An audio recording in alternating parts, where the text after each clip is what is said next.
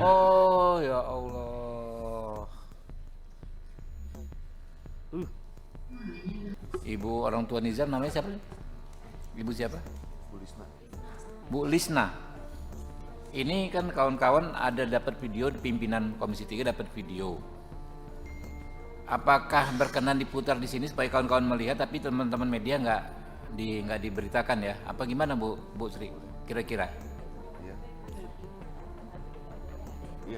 Iya, kita buka ya kan, tapi nggak ini ya teman-teman ya, komit ya, nggak disiarkan ya, karena agak-agak ini gambarnya. Nggak apa-apa ya Bu Lisna ya, biar ibu kawan-kawan bisa lihat. Jadi coba.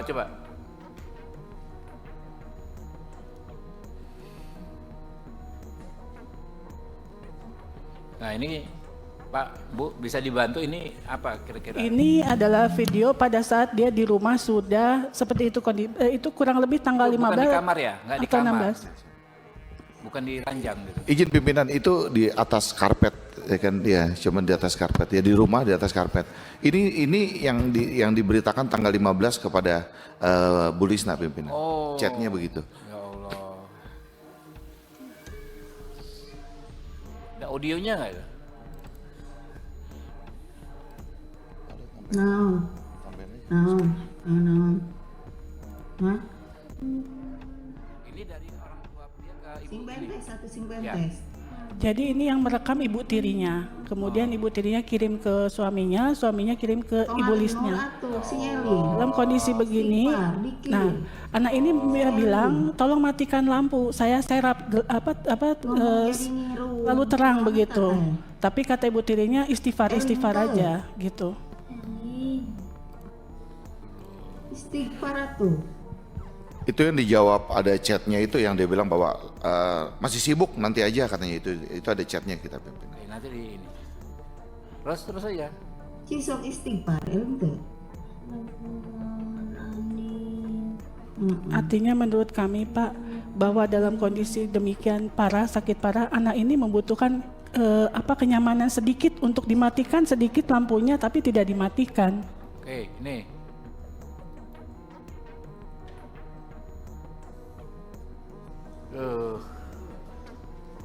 Istighfar, jangan istighfar.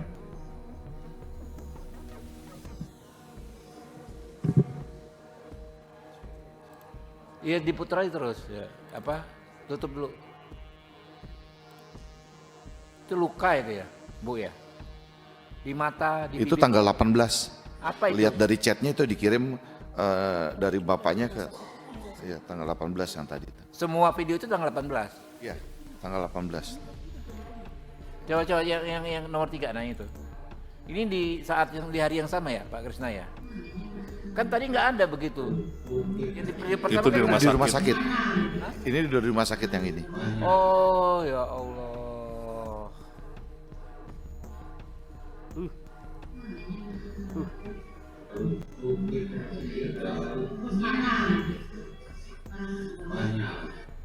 Oke. Doakan ada. Ada. Nggak kuat ya? Ya, cukup ya. Siap. Jadi itu ya Bu ya. Lalu dari situ baru yang melapor ke polisi siapa ya, Pak Krisna ya? Kalau terakhir yang kita dapat informasi di rumah sakit sudah ada polisi. Iya, di rumah sakit sudah ada polisi. Oke ya, yang bantu kemarin kan LPSK dulu ya, LPSK mungkin disampaikan. Ini atau KPAI dulu, silakan. Terima kasih pimpinan sidang.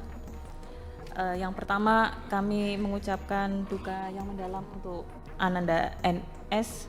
Mohon izin pimpinan sidang, mungkin lebih baik menyebut nama Ananda dengan inisial. Mohon maaf. Yang kedua, kami menyampaikan bahwa di tanggal 23 Februari 2026, Ibu Lisna dan kuasa hukum melaporkan kepada KPAI. Kemudian pada hari Rabu 25 Februari 2026, kami KPAI melakukan pengawasan langsung di Jampang Kulon. Gimana Bu? Dari awal tanggal berapa tadi? Tanggal berapa? 23 Februari. 23 Februari ya. Iya, Oke. pengaduan ke KPAI. Yang mengadukan siapa Bu? Ibu Lisna dan kuasa hukum. Ibu Lisna dari kuasa hukum yang awal ya, belum Pak Krisna waktu itu ya? Sudah Bapak? Sudah Oh, dengan oke. Pak Krisna. Oke, terus. Kemudian hari Rabu tanggal 25 Februari kami melakukan pengawasan langsung. Pertama ke Jampang Kulon, Sukabumi. Kemudian yang kedua ke Polres Sukabumi. Nah, di Jampang Kulon kami bertemu dengan keluarga, yakni keluarga Uwak, karena keluarga Uwak dari Ananda NS ini yang sangat dekat, dan bahkan Ananda NS dimakamkan di dekat rumah Uwak. Nah, kemudian kami bertemu dengan keluarga dan juga bertemu dengan tetangga. Kami mendapatkan informasi bahwa yang melakukan kekerasan tidak hanya ibu tetapi ayah dan Itu dari tetangga? tetangga dan keluarga besar Oke. Uwak. Ya. Dan itu sudah terjadi terutama lebih intens 4 tahun terakhir. 4 tahun terakhir. Ini almarhum umur berapa ya meninggal ya? 12? 13, 13? Berarti dari umur 7? 9. Iya. Iya, 9 tahun. Oke. Ketika saya tanya pimpinan kepada keluarga dan juga tetangga, apakah tidak ada yang mengingatkan? Keluarga besar mengatakan mengingatkan, tetapi jawaban dari ayah, itu anak saya, itu urusan saya. Dan itu juga Biar nggak kelewat. Bentuk kekerasannya ada disampaikan? ada Diapakan? pemukulan, Dipukul ya? dipukul, Oh, oke. dipukul, ditampar. Tampar ya? Oke. Lanjut Bu. Kemudian setelah itu beberapa kali Ibu Tiri juga melakukan kekerasan dan diingatkan oleh keluarga besar, alasannya sama, bahwa itu anak saya. Jadi itu urusan saya. Nah, setelah demikian maka keluarga besar dan juga tetangga tidak ada yang berani untuk mengingatkan kembali. Nah, kemudian kami juga mendapatkan fakta bahwa sampai tanggal 25 Februari ketika kami ke makam Ananda, ayah kandung belum pernah ke makam sama sekali. Sampai tanggal 25 Februari. Kemudian kami juga menyampaikan izin pimpinan bahwa memang Ananda ini sakit 5 hari sebelum meninggal setelah pulang dari pondok, tetapi tidak diperiksakan. Kemudian perlakuannya sama dengan tadi di video.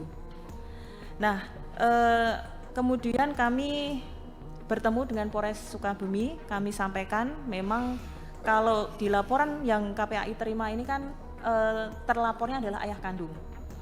Nah, untuk ayah kandung memang dugaannya penelantaran, tetapi mohon izin pimpinan, sebenarnya tidak hanya pasal penelantaran, tetapi ada pelanggaran di pasal 14 Undang-Undang Perlindungan Anak nomor 35 tahun 2014. Penelantaran sudah satu delik sendiri ya? Satu delik sendiri. Ya, ya. Yang pasal 14 adalah penghambatan bertemu dengan orang tua.